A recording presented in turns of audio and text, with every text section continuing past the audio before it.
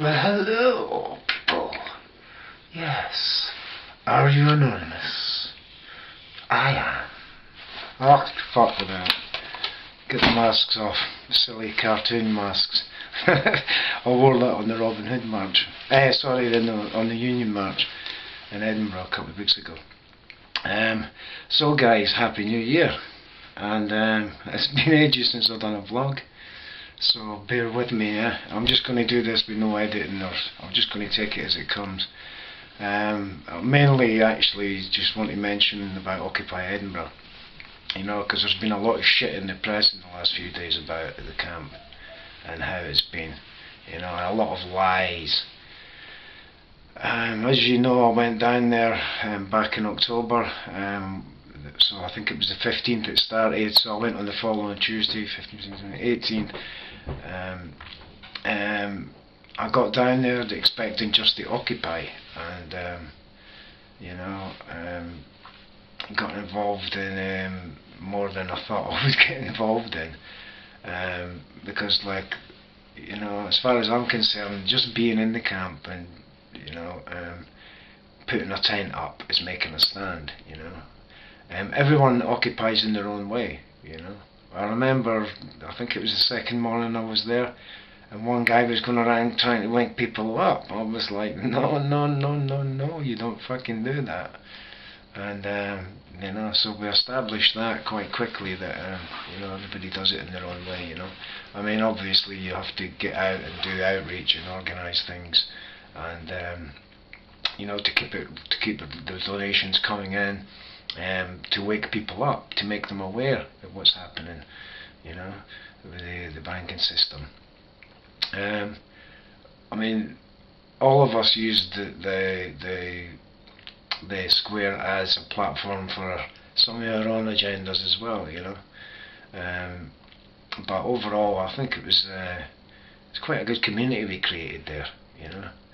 I mean, as most of you will know, that St Paul's was overrun by, like, junkies and drunks and stuff like that, you know. Glasgow was much the same way, but Glasgow was a lot smaller, you know. I mean, Edinburgh was quite really small. I mean, I think there was probably about, I'd say maybe 60, 70 people at the most involved in the movement there, but only less than 30 living on camp at any one time. It was, to say the least, it's been a roller coaster of emotions and feelings and stuff, you know. It's been quite a good experience. It's had its negative points as well, but I think most of it was quite positive. I went down there, as I say, to occupy, and ended up doing the outreach, which is okay. I don't mind doing outreach. I do it anyway. I hand out flyers and stuff all the time, so it's nothing new to me, you know. And engaging with the public was quite good, but you got sick of repeating the same things over and over again. So in the end, I was just pointing them towards the website, because it's the best way, you know. Then they can find out for themselves that way. Yeah, and then we quickly realised that we needed a security team, because there was a lot of people coming into camp with not good intentions, let's just say. People jumping over the fence at night and trying to get in tents and trying to kick guy ropes and kick tents even. So we had to establish a security team, which, funnily enough, they called the Love Police, which I thought was fucking...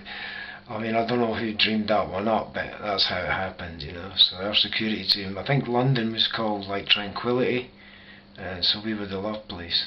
And we had a lot of criticism in the early days, like, for the way that we've handled stuff, you know. But I think we handled things quite well. It said in the evening news yesterday that Occupy Edinburgh was overrun by drunks and homeless people. Well, I can tell you right now that is absolute bullshit. It's the biggest lie that's ever been fucking told this year, you know, so far. I can tell you, I think there's only one or two homeless people actually live on the site, and you know, I mean, there's people who drink on the site, of course they do. I mean, I was drinking, probably a bit too much actually, in the last few weeks. But you know, it's what they said about it's not true. I noticed they used a picture of the camp after the hurricane had came through it, you know, when you can see rubbish and the whole kitchen's destroyed. They've used that picture to say that the camp's always like that, you know, this is how the camp is, which is crap as well. I mean, I don't know, these journalists, man, they really fucking make my blood boil, you know, because I met some of them from STV, and also the Scotsman done an article, and I was involved in that, spoke to Jennifer, who was a journalist there, and she done a fairly balanced article actually. But these bastards in the evening news, you know, which are part of it's the Scotsmen who own the evening news, they done a poll and everything. They're trying to, I mean, that was rigged anyway, you know, trying to get rid of us. I'm at home at the moment for a couple of weeks, you know, and my friends dragged me out of there because I was getting a bit crazy with the drink and not thinking right, you know. Drinking doesn't go with thinking. So my friends and family dragged me out of there. So I've just been spending time with them, relaxing, you know, because it was a hard 10 weeks. I mean, I was doing outreach during the day, and then doing like security at night. It was just crazy, staying up. I mean, going to bed like 6 in the evening, waking up at 12 o'clock at midnight, going on security till like 4:30, 5, sometimes 6 o'clock, sometimes on the weekend. A lot of the clubs coming out, people wandering around, jumping over the fence, shouting stuff outside the fence like, get a job. I don't know how many times I must have heard that, probably thousands, you know. It's like, fucking hell, come up with something more original, will you? You know. You know, but it was good. I mean, the banter was good, and the camaraderie, as they say, was spot on. You know, a lot of good guys down there, and you can imagine guys jumping over the fence, wanting to fight with these dirty hippies, as they called us. You know, I think we handled it quite well. We got a lot of them out there without any incidents. There was a couple of incidents. I mean, I got bottled in the head one night by some Royal Marine, and he gave my friend a thick lip at the same time. In fact, it was my friend he attacked first, our little media guy Josh. He attacked him just for no reason, and Josh was speaking to him, and he just ended up attacking Josh and gave him 2 rapid. So I jumped in there, then other guys from the camp got involved and tried to break it up, and then we managed to get this guy outside in the end, you know. But that's the kind of shit that went down. There was junkies caught on there, you know. I mean, we had junkies living on the camp. We couldn't exclude anyone, you know. We can't be the fucking bosses. We don't own that square. You know, if they wanted to come there, what we done though was we decided quite early on what we would do was give them a 24-hour window and see how they behaved, and if the behaviour was bad, then we'd ask them to leave. And we always asked them to leave. We never forced anyone out of that camp, you know, apart from the Marine.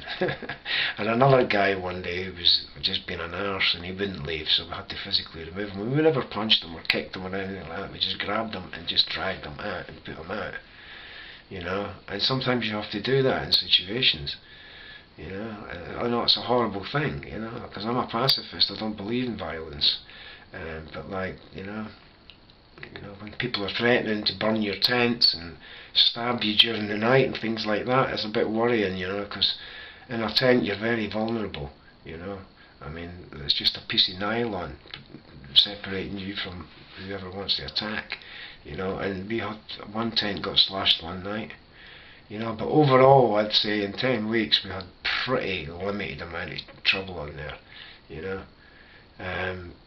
Despite what the evening news and these other fucking rags said about the camp, it was a brilliant little community, you know. I think it was unique in the sense that it was so small.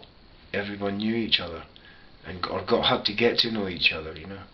I mean, not everyone got on all the time. I mean, that doesn't happen in any community, you know. No one gets on totally all the time. But we had the inner conflicts, but we ironed things out very quickly, you know. What I used to say was, like, if you get into a conflict, political or whatever you're speaking about, you know, and you hurt someone's feelings, go and apologise to them next day. Go and see them, give them a cuddle, you know. And I think that's all you can do.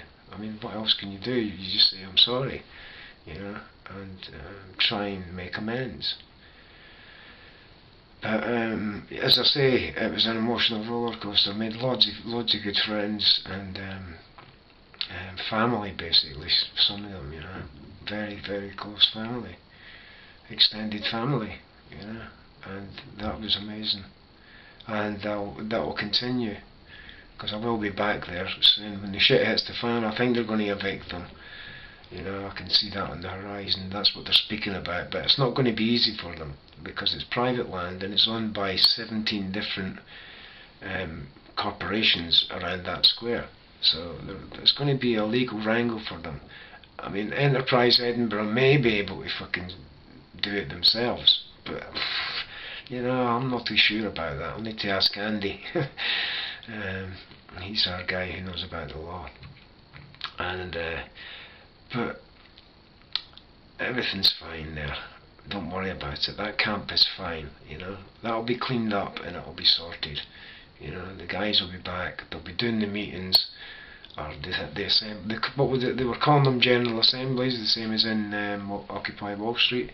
But I disagreed with that. I said they should be called public assemblies, because that immediately includes the public. As soon as they see that, if you write public assembly, they go, yeah, okay, well, that's me, you know, and it could attract them to come along. It's hard to get people to come to the meetings, you know.